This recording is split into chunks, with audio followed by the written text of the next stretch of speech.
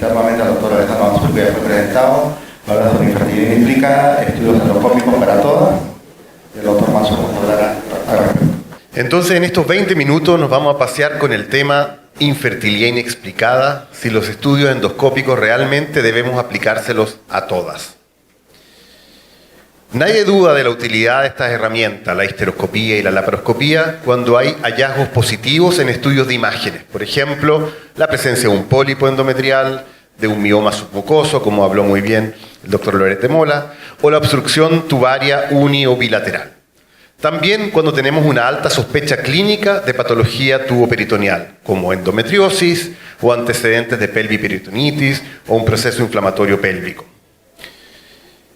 De hecho, cuando miramos el espectro de factores asociados a infertilidad, un grupo importante sí se podrían resolver o identificar mediante laparoscopía, como es un 20% de factor tuboperitoneal, otro 20% de endometriosis y una parte de las infertilidades inexplicadas que podría darse el diagnóstico después de un hallazgo laparoscópico.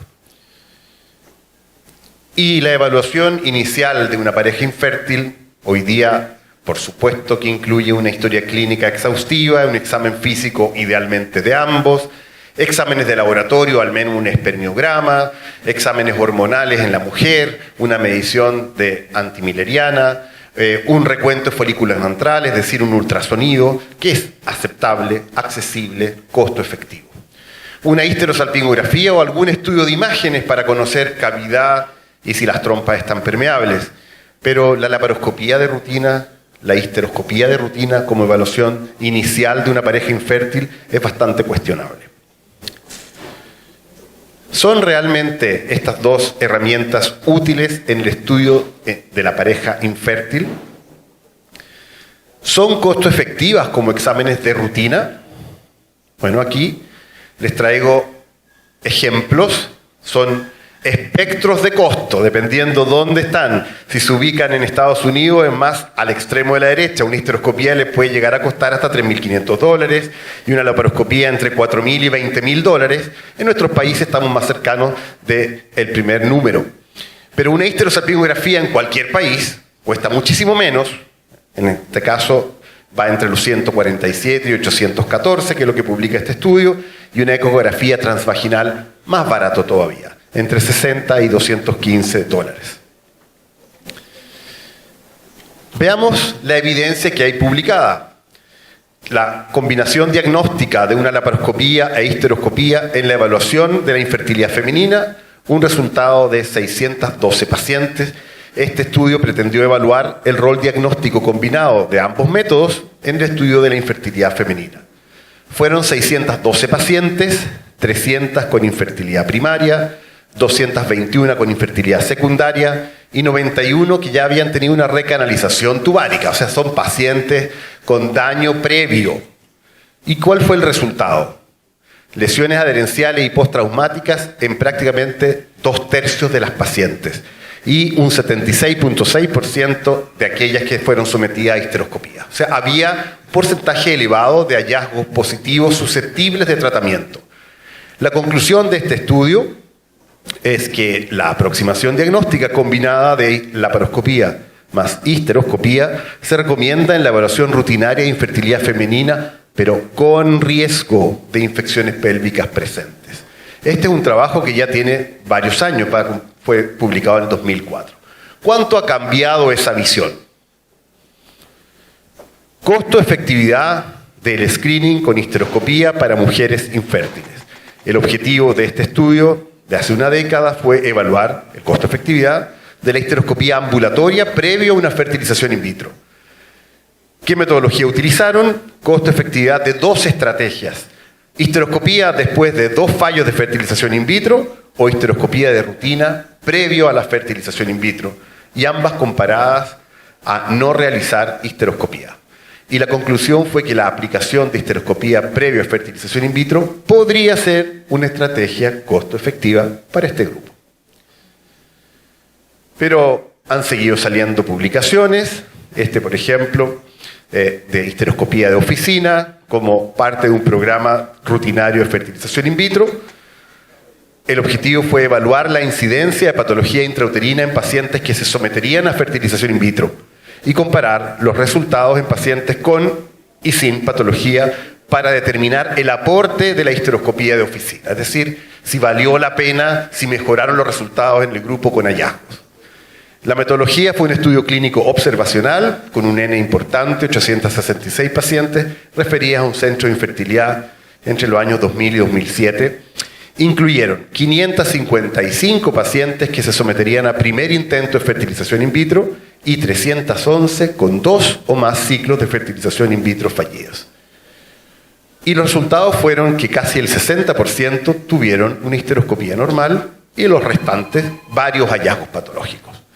Pero que las tasas de implantación y embarazo fueron similares en los dos grupos, concluyendo que pese a haber una alta incidencia de patología tratable por histeroscopía en la población referida a fertilización in vitro, el 40%, la aplicación de histeroscopía rutinaria no logró mejorar las tasas de implantación ni de embarazos. Y ahí tienen los dos grupos desglosados, no sé si se alcanzan a ver, creo que sí.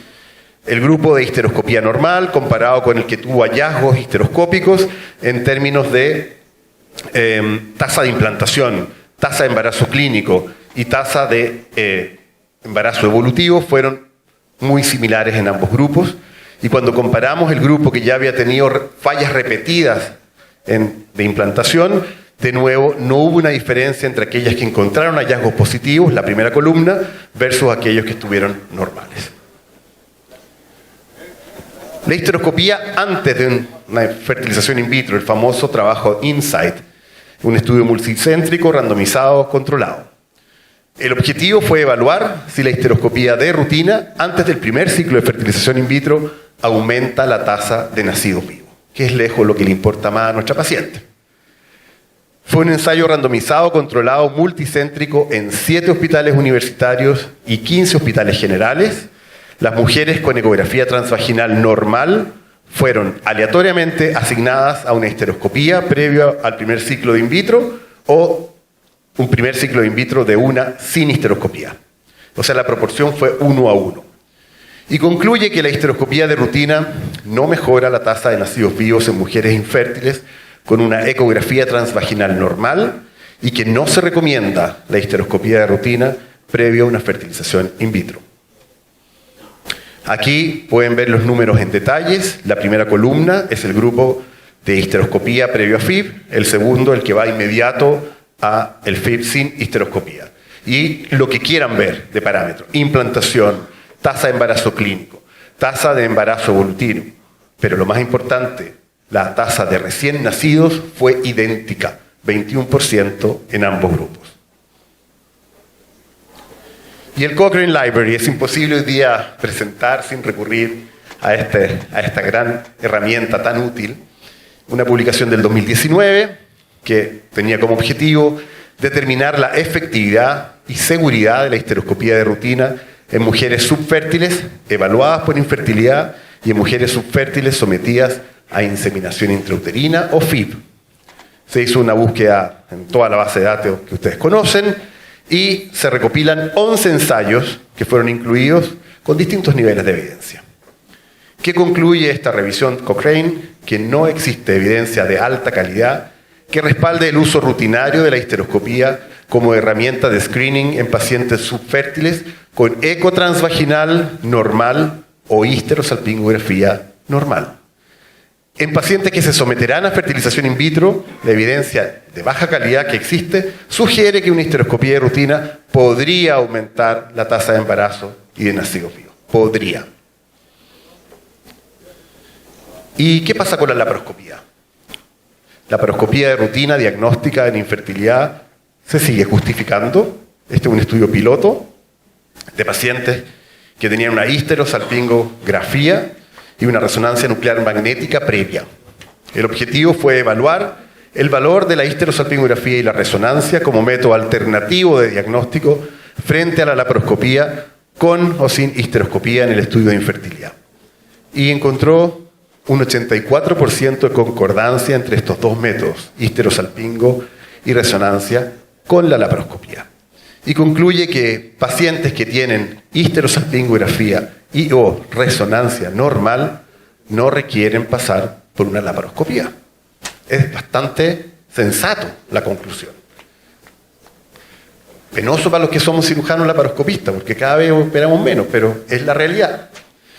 Esta revisión ya se la mostré en la charla anterior, año 2011, un año, lo publicamos en el 2012, de pacientes que habían tenido 3 ciclos de inducción de ovulación, más actividad sexual dirigida o inseminación, y que no habían logrado embarazo. Fueron 57 pacientes, una enorme cantidad de ellas, el 82%, tuvieron algún hallazgo positivo en la laparoscopía, fundamentalmente endometriosis en todas sus dimensiones. La mayoría 1, 2 y pocas 3 o 4. ¿Debiera la laparoscopía ser algo mandatorio como componente de la evaluación de una pareja infértil en pacientes que tienen una histerosalpingografía normal o sospecha solo unilateral de patología tubaria sin hidrosalpinx? Y este estudio contesta esa pregunta. Pretendió evaluar el beneficio diagnóstico de la laparoscopía en mujeres infértiles con histerosalpingografía normal o con solo una sospecha de patología tubaria unilateral distal sin hidrosalpinx. Fueron 86 pacientes en quienes se compararon los hallazgos de histerosalpingografía y laparoscopía, además del plan de tratamiento antes y después de la laparoscopía. ¿Cuál fue el resultado? 63 pacientes que tenían histerosalpingografía normal o con obstrucción unilateral que fueron asignadas a inseminación, de ellas 60 tuvieron hallazgo laparoscópico, pero que no cambiaron el plan de manejo. Solo el 4.8% de ellas tuvieron algún hallazgo que requirió un tratamiento y un cambio de manejo tras la laparoscopía. O sea, muy poco eficiente como método de tamizaje. Conclusión es que la laparoscopía debe evitarse en pacientes que tengan histerosalpingografía normal o con sospecha de patología tubaria unilateral distal sin hidrosalpinx. Y este trabajo lo traigo porque es muy reciente, se publicó en el Journal Brasilero y da para pensar. No estoy para nada de acuerdo con todas las conclusiones, pero me gustaría comentarlo con ustedes. El diagnóstico, la laparoscopía diagnóstica para el manejo de la infertilidad o la inexplicada o la subfertilidad. Y me voy a parar acá porque es más fácil para efectos del puntero. El puntero es muy ancho. Pacientes con infertilidad inexplicada. ¿Qué hacemos con ella? No tiene factores de riesgo, pero tiene una avanzada edad. Totalmente de acuerdo. No la piense 2 veces, vaya directo a la fertilización in vitro. Ahí no hay ninguna discusión. Si hay factores de riesgo y la paciente no es añosa, vale la pena hacer una laparoscopía. Y si encuentra hallazgos severos, váyase a un in vitro de inmediato.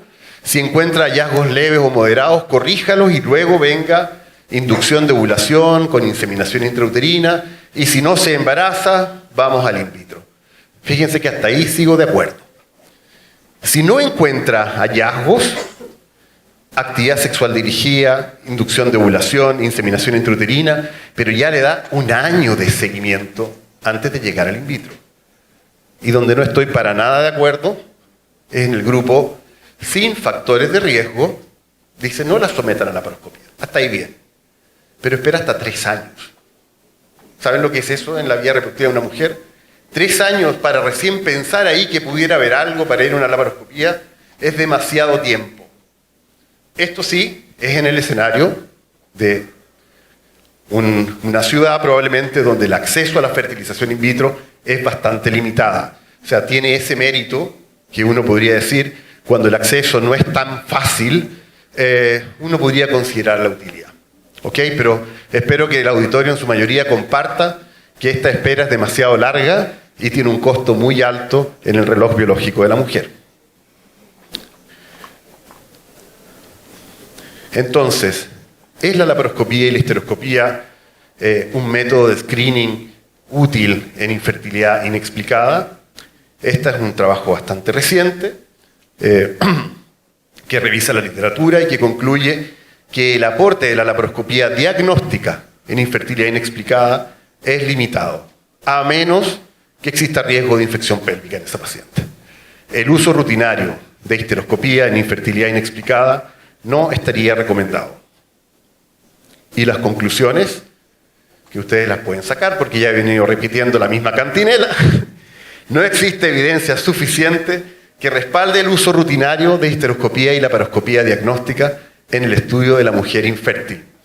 Ambas conductas no son replicables en centros de medicina reproductiva con fondos estatales. Por favor, no vamos a despilfarrar los recursos que ya son limitados en estos centros que tienen poco acceso a los pacientes a la alta complejidad o en países con recursos limitados. Su costo, efectividad, no las apoya, existiendo otras alternativas de estudio rutinario con efectividad parecida, sobre todo cuando no se sospecha un factor tuboperitoneal. Y concluyo con esta linda imagen. Ese buzo profesional soy yo. Estoy en la grieta de Silfra, en Islandia. Y ahí están las dos placas tectónicas, a propósito del temblor que tuvimos, la placa euroasiática y la americana, que se están juntando. ¿Ah? Muchas gracias.